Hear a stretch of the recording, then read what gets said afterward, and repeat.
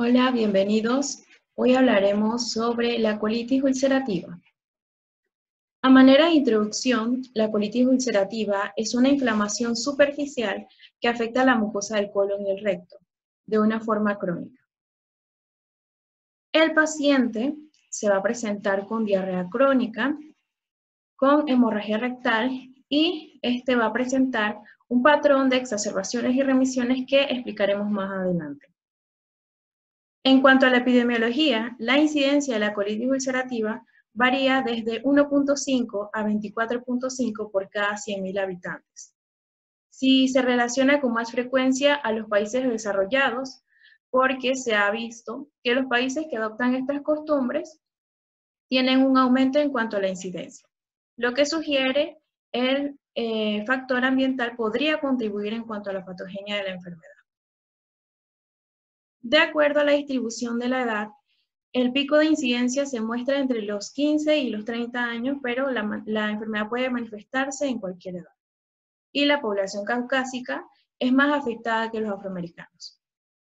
Los antecedentes heredofamiliares son de importancia al tener un mayor riesgo de desarrollo de colitis ulcerativa en familias que poseen patologías de enfermedad inflamatoria intestinal irritable, en un pariente de primer grado de consanguinidad, y este se asocia a 10 a 15 veces una mayor posibilidad de desarrollar la enfermedad.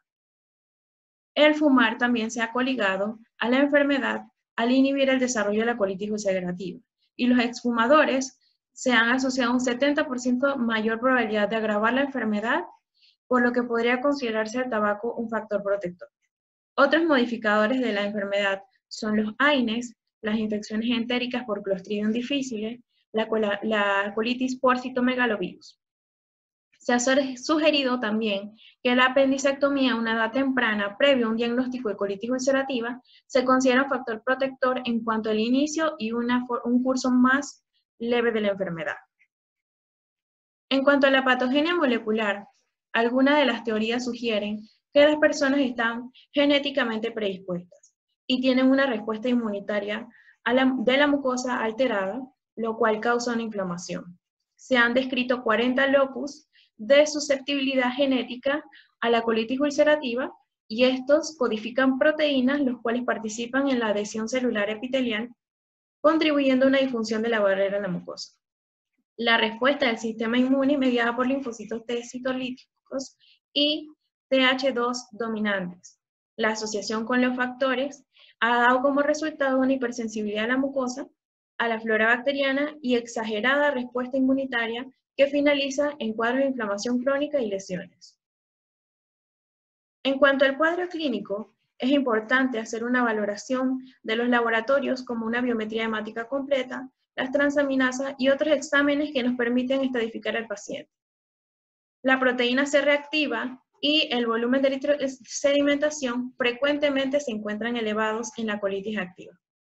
La calprotectina fecal es un marcador inespecífico de actividad de neutrófilos en un intestino inflamado y es beneficioso para monitorizar y evaluar la respuesta a tratamientos de la enfermedad. Recaída.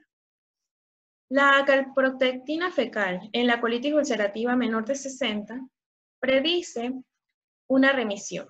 Menor de 187 predice una curación de la mucosa y menor de 321 miligramos por gramo predice un riesgo de una recaída en los próximos 6 a 12 meses posterior a la remisión. En un 70% de los pacientes también encontramos los anticuerpos anticitoplasma de neutrófilos perinucleares positivos junto con los anticuerpos Saccharomyces cerevisiae negativos. Estos no tienen ninguna relación en cuanto al pronóstico ni la actividad de la enfermedad. Son de utilidad por presentarse con frecuencia en estos pacientes y tal vez podrían explicar algunas de las manifestaciones extraintestinales. En cuanto a los síntomas, dentro de las manifestaciones de la colitis ulcerativa, inicialmente estos pacientes se presentan con un recto inflamado, sangrado, urgencia y tenesmo, y los pacientes se presentan con diarrea, con moco, sangre, pus, rectorragia y dolor abdominal. Al afectarse la mucosa del colon junto con un patrón de brotes de actividad inflamatoria sintomáticos y periodos de remisión en los cuales hay una inactividad de la enfermedad que se presentan asintomáticos, un 70% de los pacientes con colitis ulcerativa se van a encontrar en una remisión parcial. Un 10% de ellos van a estar en una remisión prolongada que puede durar años desde su primera crisis. Y un 20% de estos se van a encontrar en síntomas continuos sin inducir a la remisión. Algunos autores indican que se debe sospechar de colitis ulcerativa en pacientes que presentan hematoquesia y urgencia, ya que debemos tener en cuenta la presentación inicial de la enfermedad en estos pacientes refiere a un aumento de las deposiciones y una disminución en el volumen. Esto se debe a que el recto está inflamado. Debemos considerar la intensidad de los síntomas y las presentaciones dependen de la extensión y el grado de las características, por lo que es útil los criterios de True-Love y White para estadificar la gravedad según las características clínicas. La colitis leve se considera aquella con menos de 4 evacuaciones diarias, que presenta una temperatura normal, frecuencia cardíaca dentro de los valores normales, una hemoglobina no menor de 11 gramos por decilitro y un volumen de eritrosedimentación no menor de 20 milímetros por hora. En la colitis grave es aquel que se presenta con más de 6 evacuaciones diarias, fiebre, taquicardia, una hemoglobina menor de 10.5 miligramos por decilitro o anemia. Marcadores de inflamación elevados en lo que se encuentra el volumen de eritrosedimentación mayor de 30 milímetros por hora. Según la ubicación anatómica, es útil la clasificación de Montreal, en la cual E1 es proctitis dentro de los 18 centímetros desde el borde anal hasta la unión recto-sigmoidea. E2, la colitis del lado izquierdo que se extiende desde el sigmoide hasta la flexura esplénica, y E3, que es una colitis extensa que rebasa más allá de la flexura esplénica. En cuanto a las manifestaciones extraintestinales, tiene una prevalencia, la cual varía entre 20 a 25% de las enfermedades inflamatorias y se encuentran influenciadas por el área geográfica, el tipo de enfermedad inflamatoria que presenta, la región anatómica que se ve involucrada y la cronicidad de la enfermedad. La colitis ulcerativa se ha visto asociado a patologías oftalmológicas como la uveitis, donde se refiere a la inflamación de la uvea, donde se ve más afectada la capa media de la pared ocular. Y el paciente refiere enrojecimiento de los ojos, dolor, fotofobia, visión borrosa y disminución de la visión. En cuanto a algunos hallazgos dermatológicos, se ha manifestado el eritema nodoso, que se presenta como nódulos sensibles al tacto, no productores de secreción, y la estomatitis astosa, que se describe como el desarrollo de úlceras dolorosas, que pueden ser únicas o múltiples ubicadas en la mucosa oral, pero recordemos que estas patologías dermatológicas son más frecuentes en la enfermedad de Crohn. Entre algunas reumatológicas también refieren artralgias, que se caracterizan por dolor en las articulaciones, seguido de las artritis periféricas que se acompañan de rigidez matutina o asociado a periodos prolongados de reposo, dolor, tumefacción de la articulación y alteraciones de las transaminasas hepáticas. El diagnóstico de la colitis ulcerativa se logra por la combinación de manifestaciones clínicas y hallazgos radiológicos endoscópicos y la utilización de las biopsias. Algunas características patológicas ayudarían a distinguirla de otros trastornos inflamatorios. La colitis ulcerativa inicia en la parte distal del recto y tiende a extenderse proximalmente, y es muy raro que se encuentre la mucosa rectal sin afectación, pero existen este tipo de presentaciones que nos debe indicar hacer un diagnóstico diferencial de la enfermedad de Crohn. La inflamación de la colitis ulcerativa usualmente se limita al colon y al recto y afecta esencialmente la mucosa.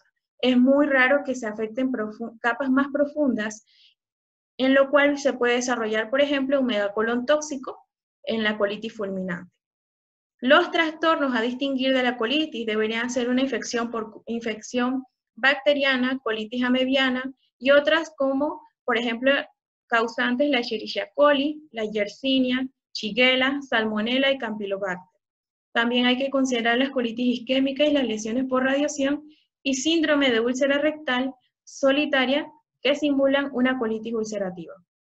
En cuanto a las diferencias a la colitis ulcerativa y en la enfermedad de Crohn, la enfermedad de Crohn la vamos a describir de acuerdo a lesiones macroscópicas y microscópicas. Las lesiones macroscópicas en enfermedad de Crohn presentan un engrosamiento de la pared intestinal, estenosis luminal, lesiones intermitentes, frecuencias en el colon derecho, presencias de fisuras y fístulas, úlceras circunscritas, úlceras confluentes lineales y lesiones microscópicas como la inflamación transmural, fibrosis de la mucosa, fisuras y granulomas son más frecuentes en la enfermedad de Crohn comparados con la colitis ulcerativa. En la colitis ulcerativa, a nivel macroscópico, es más frecuente encontrar pseudopólipos y a nivel microscópico, abscesos en las criptas.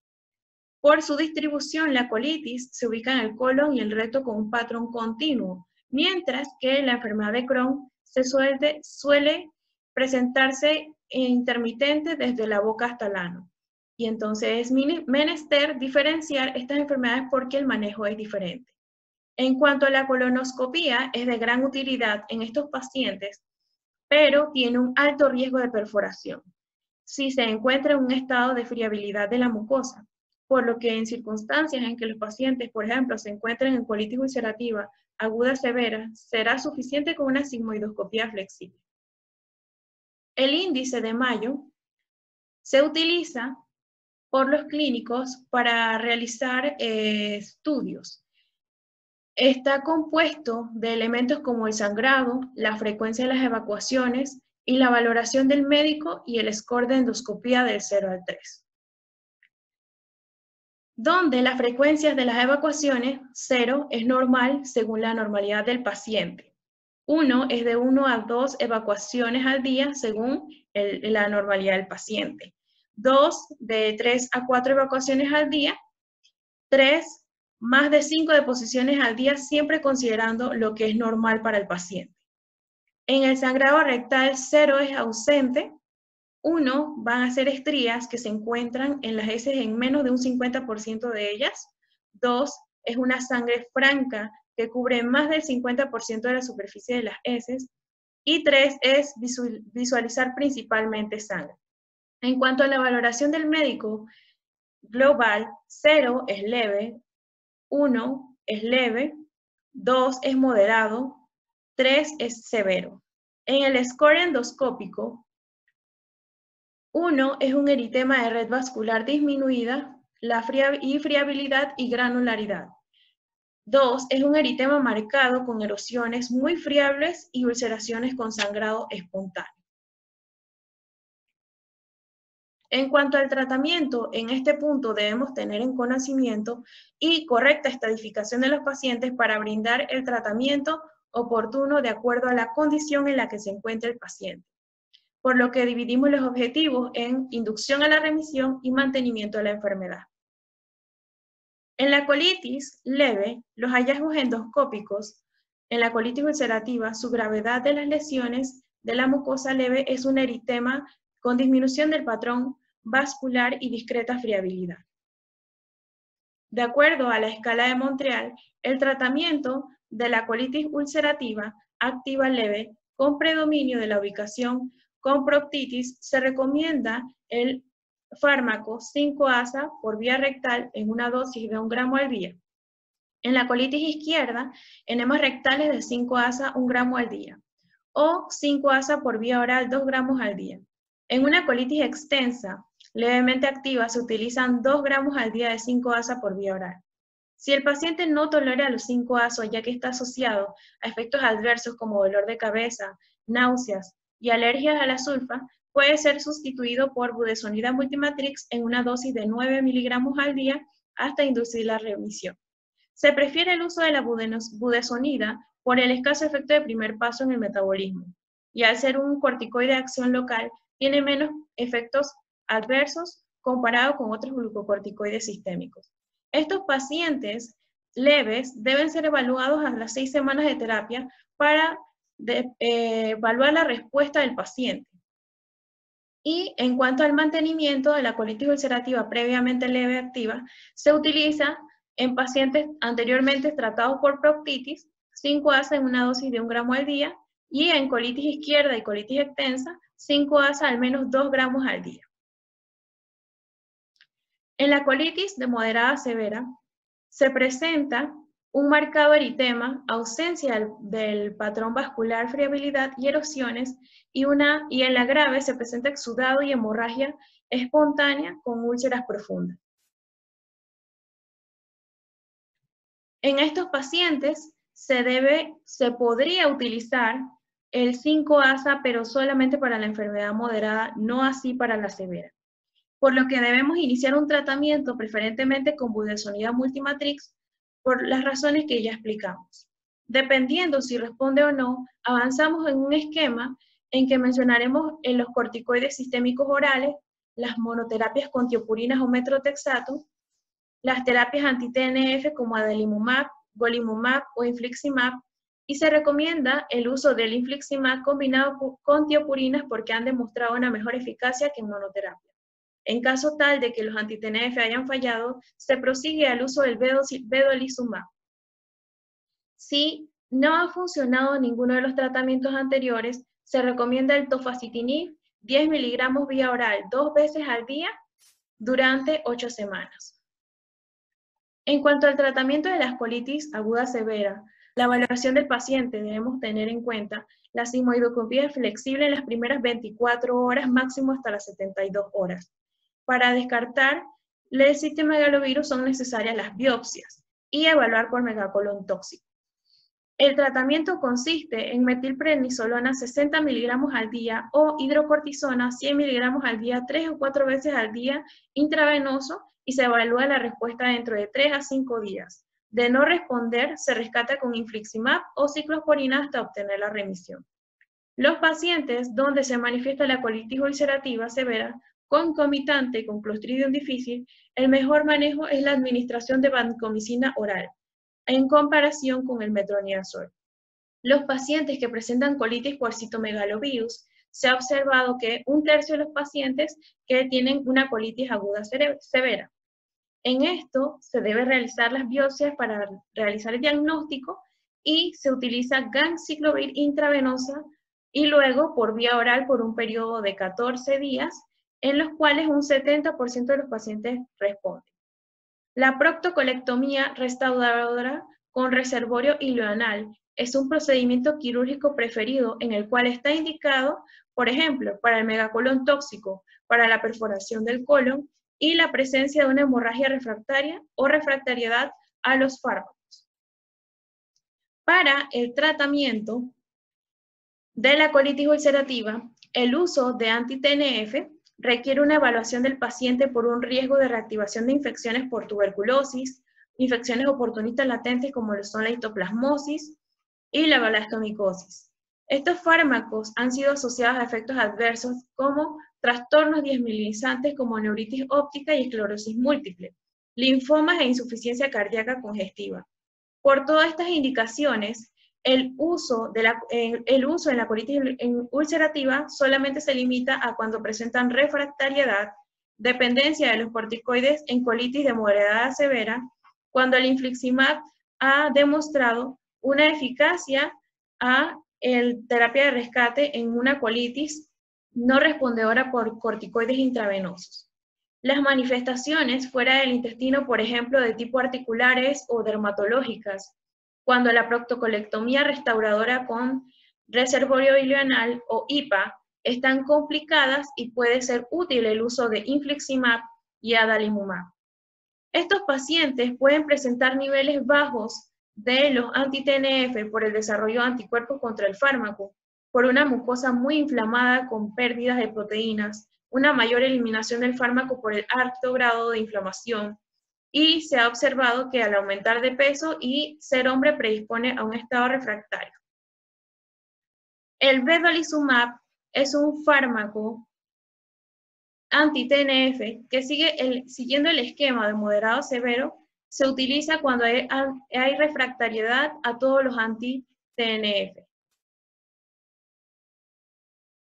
El tofacitinib es un inhibidor de Janus quinasa que se debe tener precaución en la administración de este fármaco, ya que se ha asociado a la reactivación de herpes zóster en 1.5% de los pacientes en los que ya habían fallado todas las terapias anteriores. Además que se ha emitido una alerta de riesgo por la posibilidad de desarrollar embolismo pulmonar y mortalidad global que aumenta. En cuanto al cáncer colorectal, estos pacientes presentan una mayor incidencia de padecerlo, por lo que es vital explicar la importancia de realizar los tamizajes para cáncer colorectal, el cual depende de los factores propios de cada paciente, la gravedad de la enfermedad y la posibilidad de patologías previas, por lo que se recomienda individualizar la vigilancia.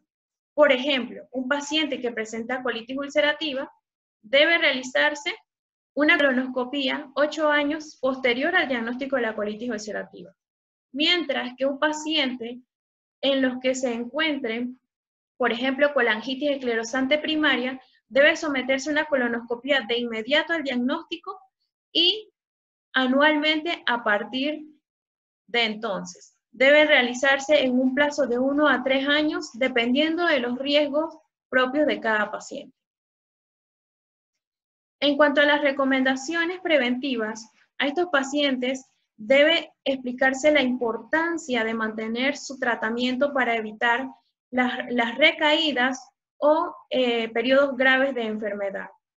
Que sigan las citas de control para determinar los posibles efectos adversos o un fallo terapéutico. Que se realicen los tamizajes de cáncer colorectal por el alto riesgo de padecerlo. En cuanto a la dieta, que lleven una recolección de los posibles alimentos que exacerban sus síntomas, y el ejercicio se recomienda para disminuir estresantes o para mejorar la estabilidad emocional. En conclusión, la colitis ulcerativa es una enfermedad inflamatoria que afecta a la mucosa del colon y que estos pacientes se presentan inicialmente con diarrea y hematoquesia, por lo cual debemos sospechar y hacer los estudios pertinentes para hacer el diagnóstico. Los diagnósticos son una correlación clínico-patológica en la cual no existe una prueba exacta para determinar que existe colitis ulcerativa. Se debe hacer una combinación de la clínica con los estudios imagenológicos, y el tratamiento debe individualizarse según las respuestas y las manifestaciones del paciente. La bibliografía.